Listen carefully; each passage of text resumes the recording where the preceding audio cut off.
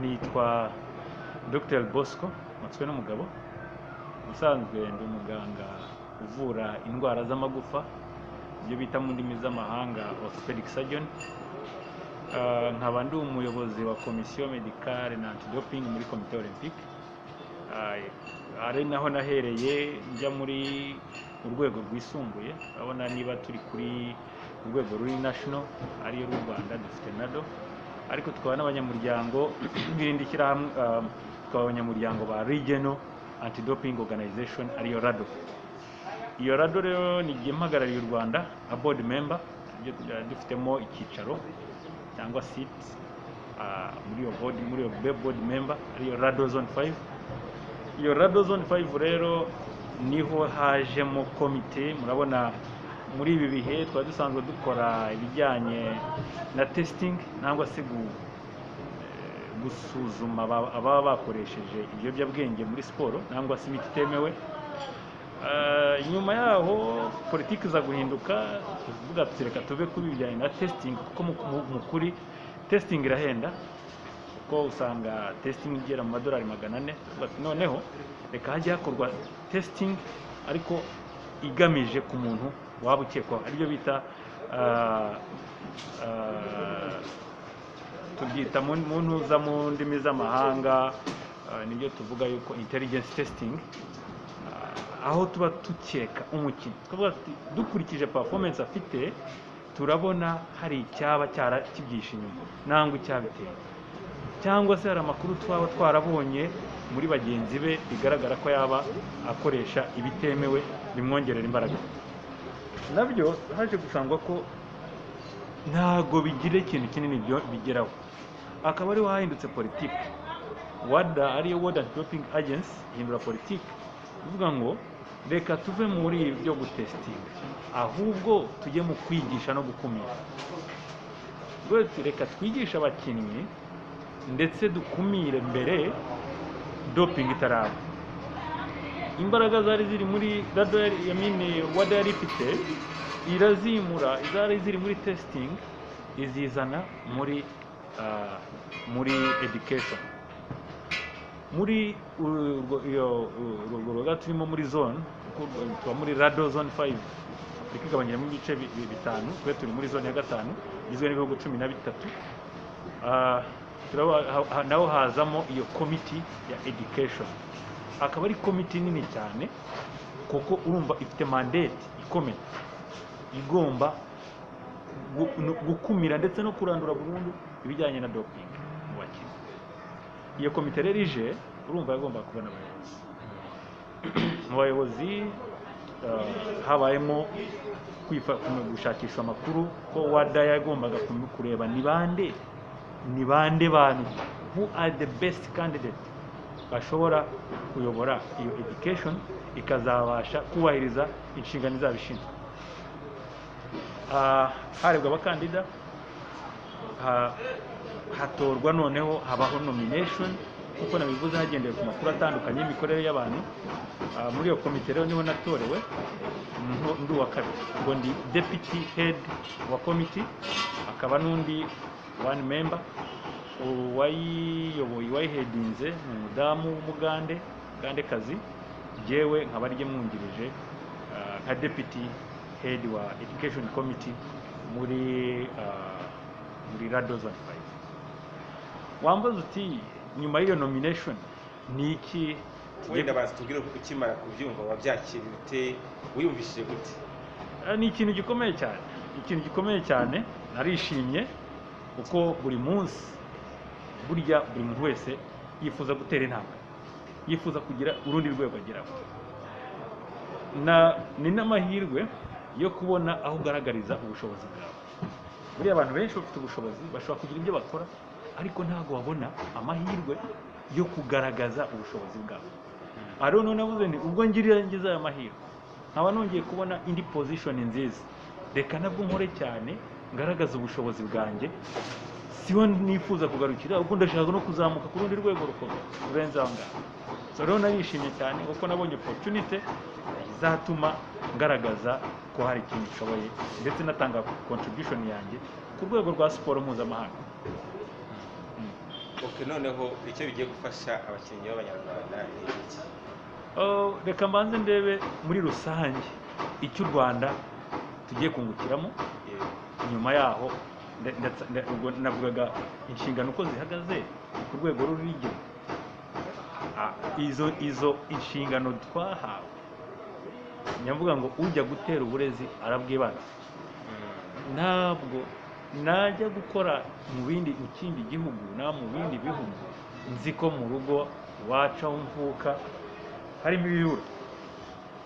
Ubwo biravuga ngo izo nshingano nahawe nzazibanziriza mu gihugu, abanyagihugu nibo bazazigiriramo inyungu, kuko ntabwo uzajya kwigisha abahandi mu rugo ab'iwanyu batari babona amahirwe.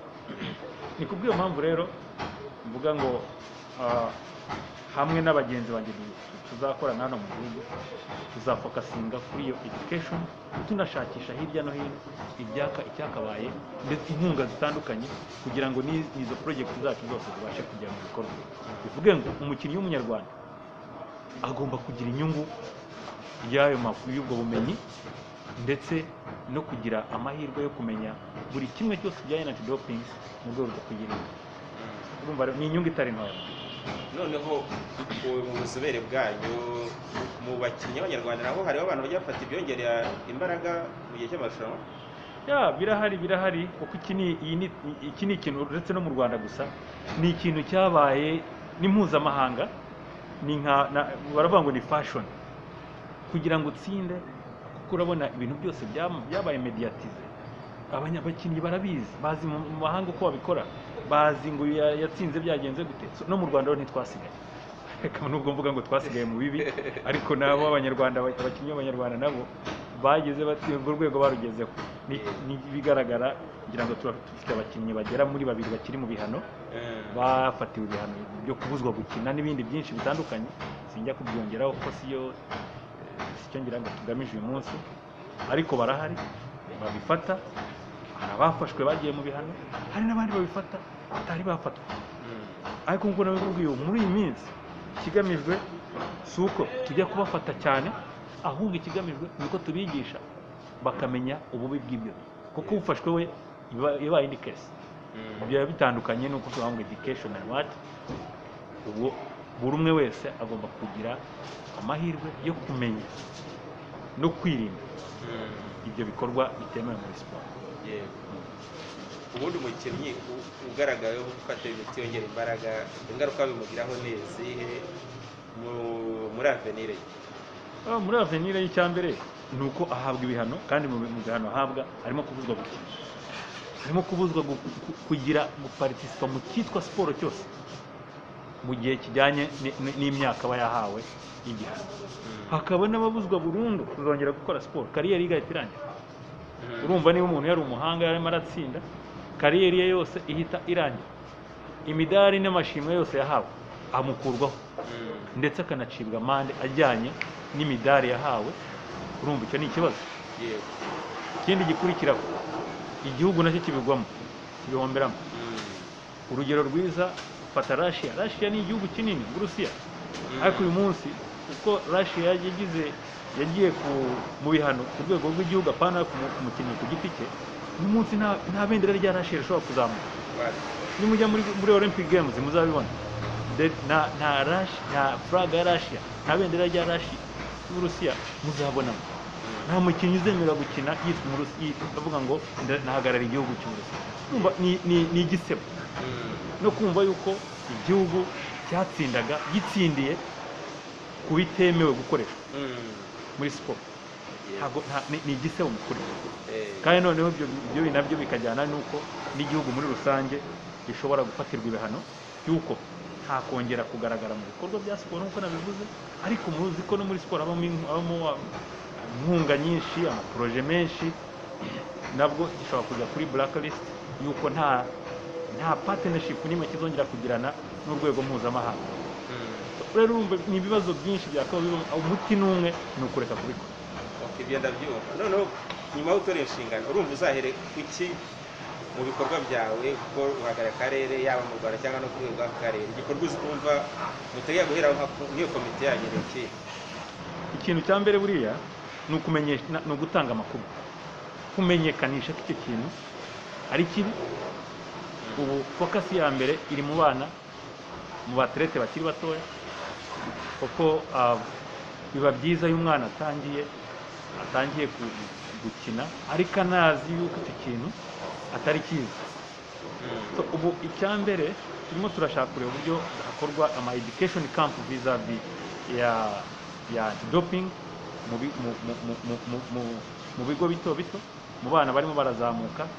Hano mu Rwanda twe byatwoye tugiye mu bigo by'amashuri ndetse no muri za junior, ndetse no mu mikino y'abatarengeje imyaka, kwa kundi ibyiciro bikurikirana. Nyuma yaho cyangwa se icyarimwe tukareba n'aba elites, abakuru, kuko uyu munsi niba dushaka yuko dutsinda kandi tugatsinda neza, tugomba no kureberera ba bandi barimo barasohokera igihugu. Yajya gusohokera igihugu ukaba uzi ko afite amakuru y'ibanze, kuko ntago anti-doping nangwa se izi doping practice kuba utabizi ntibigukuraho icyaha, kuko utazi ibitemewe gukorwa wagiye mu irushanwa, icyo ubwacyo ni icyaha. Ntago tuvuga ngo ikijyanye n'ibihano ntago bizaba ngo ngo reka dutegereze ngo tuzajye guhana kuri babandi ngo bigishijwe. Siko bimeze. N'uyu munsi ujya mu marushanwa naramuka akoze ikijyanye n'igikorwa kitemewe muri sport, bijyanye n'ikoreshwa ry'imiti, warahanwe. Kandi yahanwe ni igihugu kiba kigizemo, tuba tugushije ibara.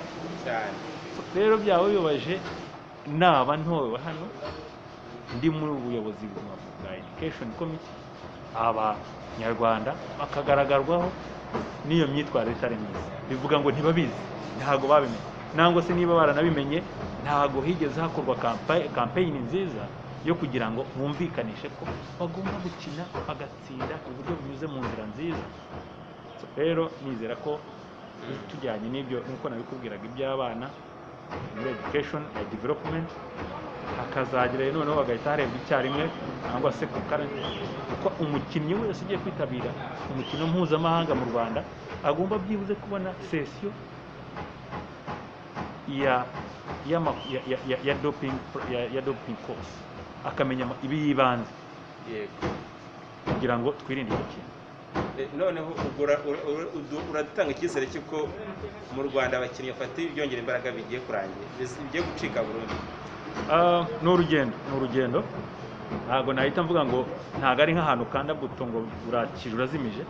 Ni urugendo, ariko mfite icyizere gikomeye kuko ari abayobozi ba siporo nabo bagenda babyumva kandi barabishyigikiye.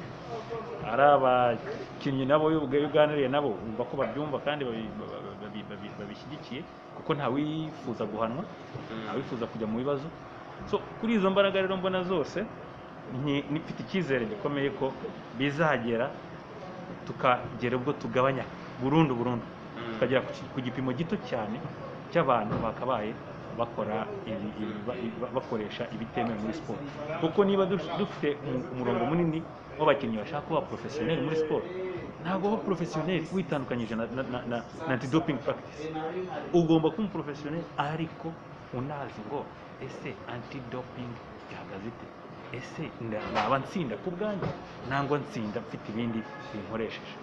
Isaha n'isaha rero igeze, niba ari uko bimeze, isaha n'isaha igeze urafata, kandi iyo ufashwe nawe yigeze kubisubiramo cyane, igikurikiraho uracyumva. Noneho wenda mwe nk'abaganga, abakinnyi b'abanyarwanda bafatira imiti, bakoresha imiti ya kinyarwanda cyane ya kizungu, niba ari amakuru mubifiteho? Ubundi aho bigeze ibintu byose byajemo science, byajemo ubumenyi buhambaye. Hari abakera bajyaga bakoresha imiti ya kinyarwanda, bakahira ibyatsi ibindi bitaga za dawa, ariko ubu siko bimeze.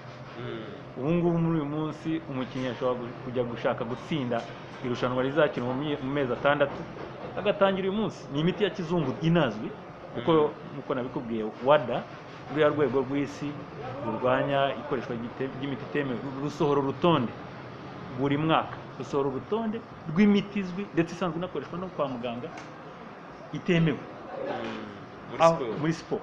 Aho rero niho rimwe na rimwe usanga n'abaganga dukoresha ashobora guhereza umuti umukinnyi atazi ko uri kuri urwo rutonde. akaba ariyo mpamvu dushishikariza abaganga ba siporo muri iyi minsi kwiyapudetinga, gusoma, bakamenya ibyo bahaye abakinnyi babo. Tukanabuza umukinnyi uwo ari we wese ushaka kugera ku rwego rwiza gupfa kunywa imiti atazi ibyanyweye, kuko ashobora kwibona yanyweye imiti iri ku rutonde rutemewe muri siporo. Twakora test tugasanga yayikoresheje yari idopye positive, akaba abiguyemo. Ubu rero iyo miti singiye kuyivugira aha ngaha, ariko hari imiti rwose ukaba ari no kuyamamaza. Ukaba ari ukuyamamaza. Hari imiti tuzi uhereza umuntu mu gihe cy'amezi 6, mu gihe cy'amezi 3, akaba yavuye ku rwego rumwe yagiye ku rundi. Bamupima se ntabibone? Biraboneka. Iyo bamupimye iraboneka. So aho icyo gihe nyine afatwa nk'umukinnyi wanyweye imiti itemewe muri siporo, akaba abiguyemo. Yagize imbaraga turabyemera, ariko abiguyemo nk'umukinnyi, kuko urumva lisiti irahari. Niba mu mubiri hagaragamo ibisigazwa by'uwo muti, uraba yarawufashe kandi utemewe, agahita fesinga ibihano, agahita afatirwa ibihano. Urumva ntabwo byoroshye. None wenda tugana ku musozo, ugira ubutumwa ugenera abasportife nyuma y'ubwo bumenyi ufite n'inshingano watowe. So kugira turangiza, ubutumwa mu basportife ni uko umusportife mwiza ashyira imbere imyitozo, agashyira imbere amabwiriza ahabwa nangwa se inyigisho ahabwa n'aba coaches, ariko akumva ko gutsinda yagikoresheje ubundi izindi mbaraga n'ubujura.